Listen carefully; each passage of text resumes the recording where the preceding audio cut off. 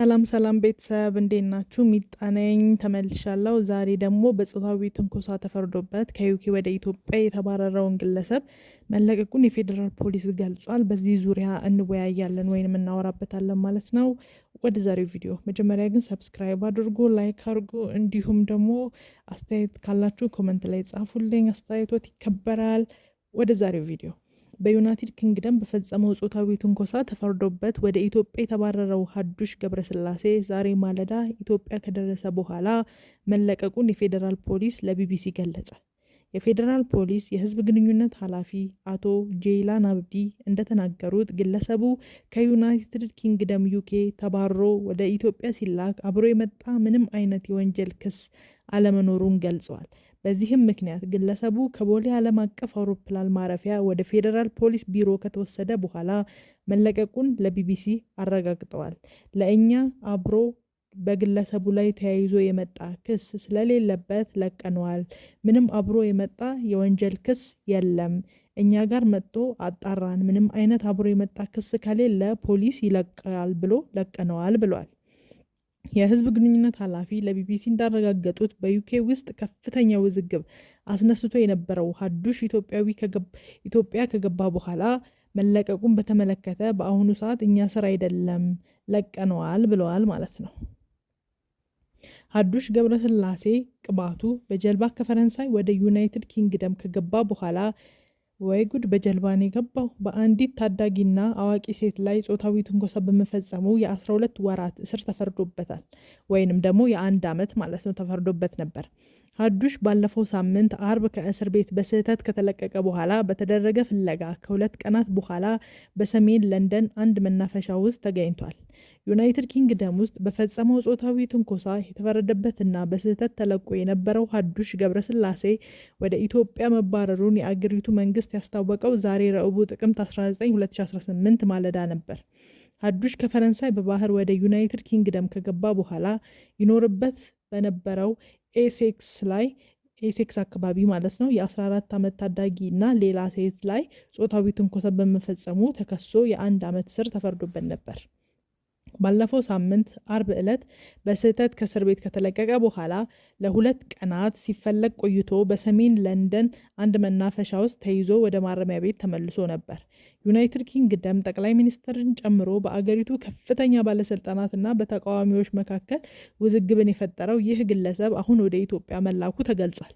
ማክሰኞ ዕለት ማታ ወደ ኢትዮጵያ በሚጓዝ አውሮፕላን መሳፈሩን እና ሮብ ዕለት ማለዳ ኢትዮጵያ መድረሱን በዩናይትድ ኪንግደም መንግስት አስታውቋል። የአገር ውስጥ ጉዳይ ሚኒስተር የሆኑት ሻባና ሙሐሙድ ባለፈው ሳምንት የተከሰተው በድጋሚ መሆን የለበትም፣ የተቀሰቀሰውን የህዝብ ቁጣም እኔም እጋራለሁ ብለዋል። ሀዱሽን ወደ አገሩ ለመመለስና ከብሪታንያ ምድር ለማስወጣት ያለውን አማራጭ ሁሉ ተጠቅሜያለሁ።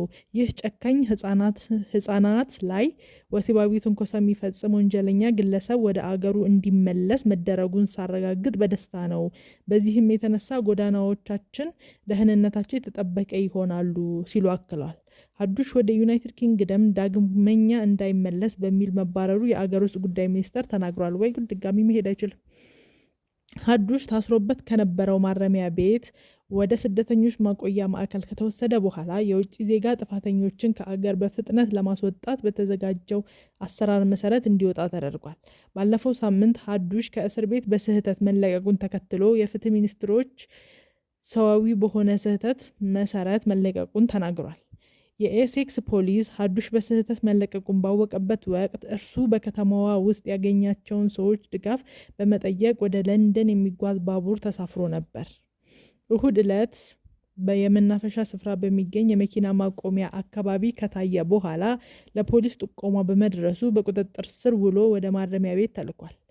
ሀዱሽ ከሀገር ከተባረረ በኋላ የአገር ውስጥ ጉዳይ ሚኒስተር ከፍተኛ ባለስልጣን ከሆኑት አሌክስ ኖሪስ ለቢቢሲ ጉዳዩ ማብቃት ባለበት መልኩ አብቅቷል ሲሉ ተናግረዋል። ይህ ስህተት መሆኑን እንቀበላለን፣ በሁኔታው እኛም ህዝቡን በጣም ተናደናል ብለዋል።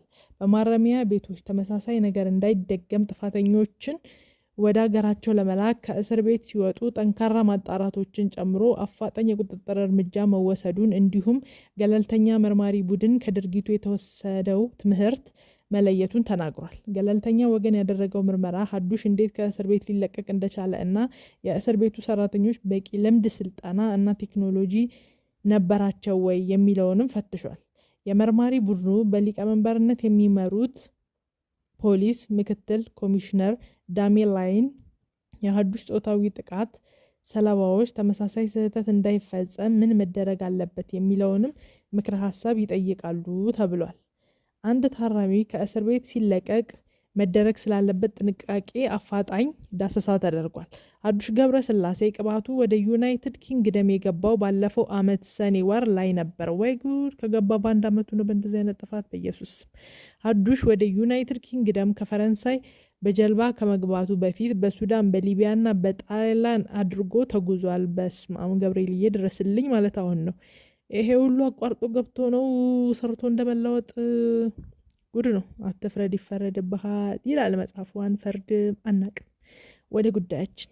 ሐምሌ ወር ላይ ጾታዊ ጥቃት በመፈጸም ተጠርጥሮ በቁጥጥር ስር ሲውል እርሱና ሌሎች ጥገኝነት ጠያቂዎች በሚኖሩበት ሆቴል አካባቢ ከፍተኛ የተቃውሞ ሰልፍ ተካሂዶ ነበር። እንግዲህ ፍርድ ቤቱ ጉዳዩን በተመለከተ ወቅት ሀዱሽ ታዳጊ ልጅም በከተማዋ ማዕከል አካባቢ ለመሳም መሞከሩን እንዲሁም ግልጽ የሆኑ ወሲባዊ አስተያየቶችን መሰንዘሩን ገልጿል። ወይ ጉድኛ ሀገር ቢሆን እኮ ቢደፍራት ራሱ ኖርማል ነው ይሉና እስኪገላት። አብዛኛው እኮ ከባድ ነው። ብቻ ግን ይው ህግ መማር ነው ከዚህ እግዚአብሔርን። በሚቀጥለው ቀንም ይህችን ልጅ ያገኛት ሲሆን እርሷና ሌላ ሴት ላይ ጾታዊ ትንኮሳ ከማድረሱ በፊት ሊስማት ሞክሮ ነበር። ሀዱሽ የቀረቡበትን ክሶች የካደ ሲሆን ጥፋተኛ ሆኖ በመገኘቱ የ12 ወራት እስር ተፈርዶበታል። እኛም ሀገር ገና አስተያየታቸውን አይተን ብንቀጣቸው ቀጣዩ እስከ መግደል፣ እስከ መድፈር፣ እስከዛ ከዳፍሮም እስከ መግደል አይደርሱም ነበር። እውነት ይሄ ትልቅ ትምህርት ነው ለእኛ ሀገር ህግ እና ፖሊሶች። ቁም ነገር ቀድሞ ማስቆም ማለት እኮ ነው ይሄ። በዩናይትድ ኪንግደም ህግ መሰረት አንድ ወንጀል የሰራ ስደተኛ ከሀገር ለመባረር ቢያንስ 12 ወር እስር ሊፈረድበት ይገባል ይላል። እሱም ያው 1 ዓመት የተፈረደበት። ስለዚህ ተባሮ ወደ ሀገሩ ተመልሷል ማለት ነው። ይሄንን እንግዲህ የህገ መንግስቱን እና የቅጣት አካሄዱን ልምድ እኛ ኢትዮጵያውያን ልንወስድ ይገባል። ምክንያቱም ነገሮች ብሰው አደጋ ላይ ከመድረሳቸው አሁን እነዚህ ልጆች ተደፈሩ ብሎ እሱን ከማሰር ቀድሞ አስተያየቱን አይተው ማሰር ይጠቅማል ማለት ነው።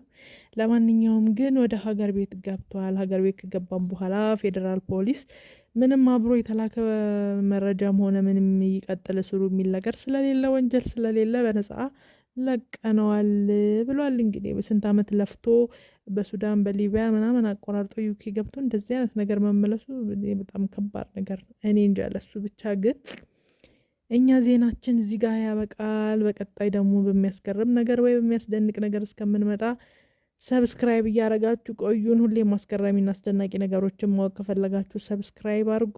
ወዳችኋለሁ። ባይ። ደግሞ ኮመንት አድርጉ። ኮመንታችሁ ይከበራል። አስተያየት ስጡ። አስተያየታችሁ ይከበራል። ወዳችኋለሁ። ባይ